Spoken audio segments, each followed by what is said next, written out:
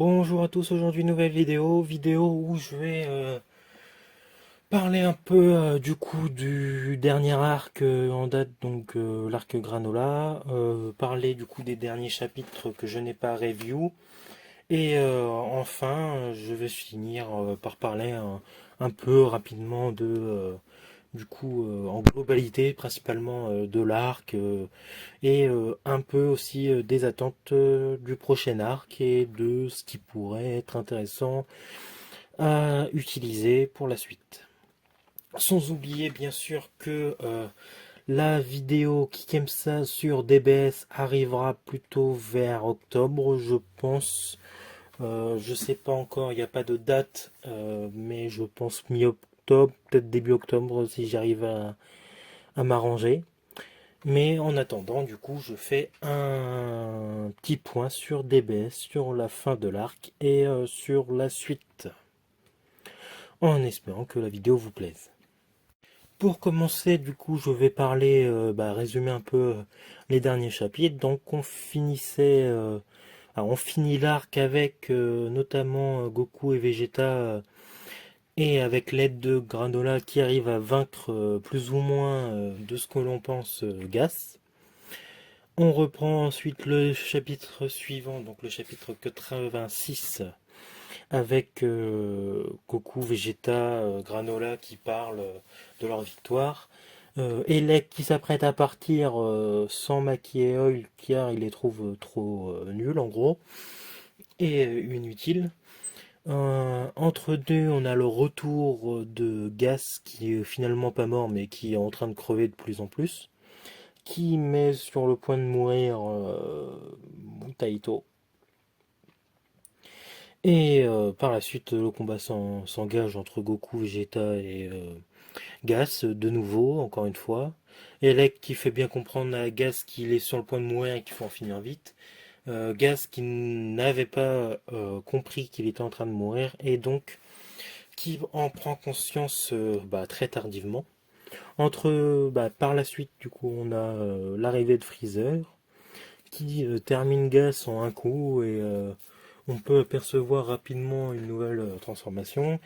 Après avoir éliminé également Elec, il montre sa forme Black Freezer à Goku et Vegeta qui il les met au sol en un coup, montrant ainsi sa différence de puissance et donc grâce à un entraînement de seulement 10 ans dans une sorte de salle d'esprit du temps sur une planète alien.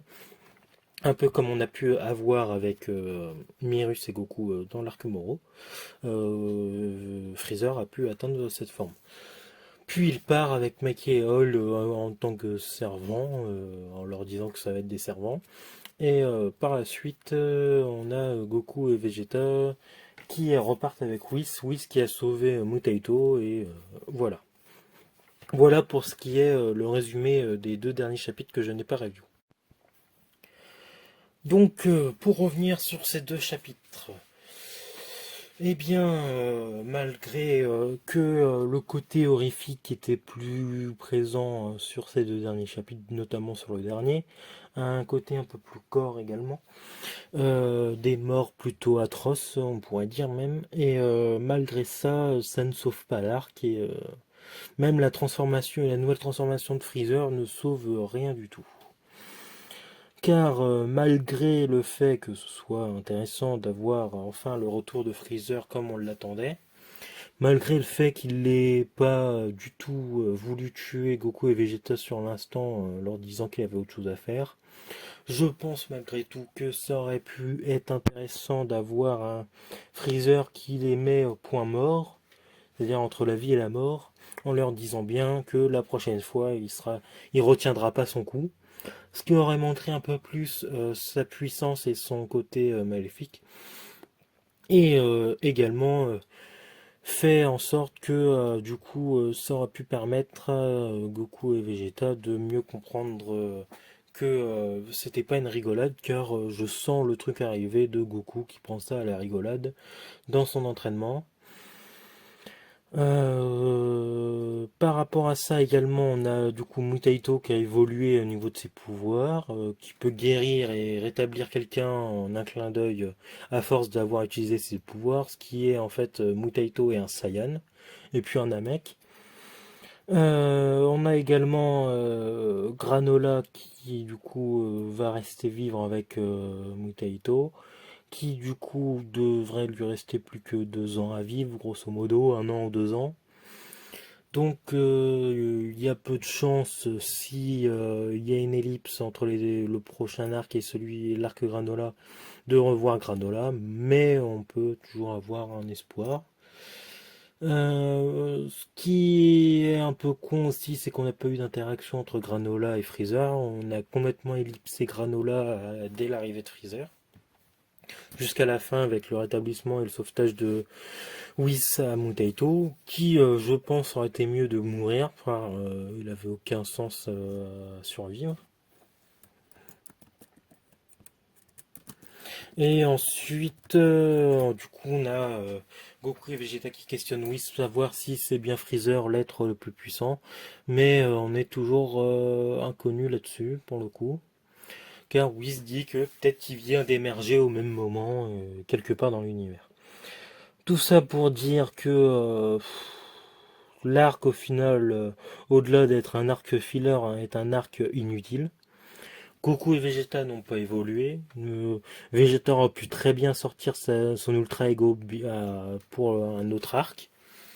Goku aurait pu faire évoluer son Ultra Instinct en vrai Ultra Instinct de Méphes sur l'autre arc aussi, car au final ils n'ont pas vaincu l'ennemi. Ils n'ont pas évolué, ils n'ont pas fait évoluer l'intrigue.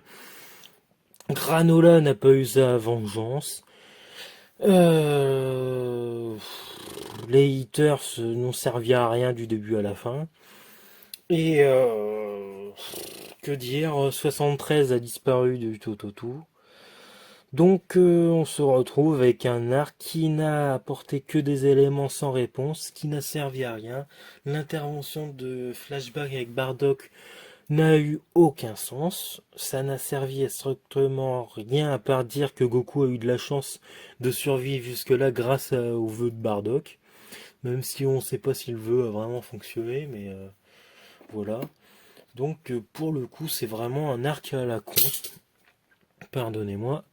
Donc là-dessus, malheureusement,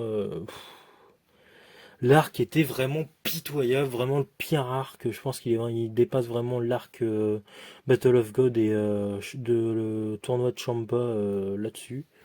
Même l'arc tournoi du pouvoir, il y aurait peut-être plus de choses intéressantes à dire dessus. Donc malheureusement, l'arc Granola, bien qu'il y ait eu des combats, on va dire, plutôt intéressants, opposants de morale, l'arc est plutôt inintéressant et pitoyable, je trouve. Par la suite, que pouvons-nous penser du futur de Dragon Ball Super? Eh bien, il y a une mise en place d'un nouvel ordre. La puissance de mesurer de Black Freezer va poser problème dans l'échiquier de l'univers 7 et potentiellement du multivers, donc avec tous les univers.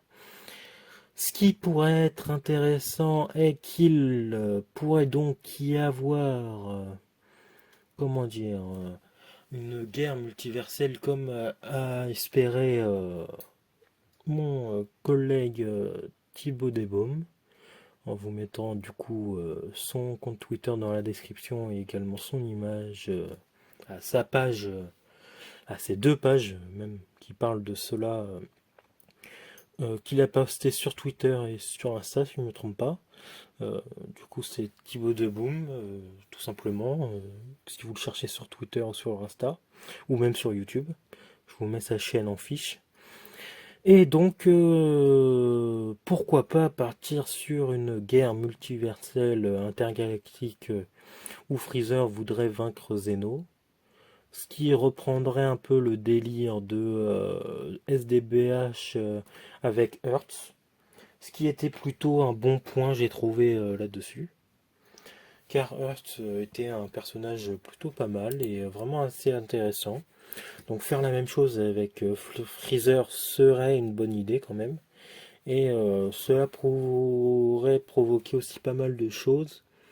Et pourquoi pas mener à la fin des baisses après cela avec la fin des dieux, ou du moins en partie, ce qui pourrait être vraiment intéressant.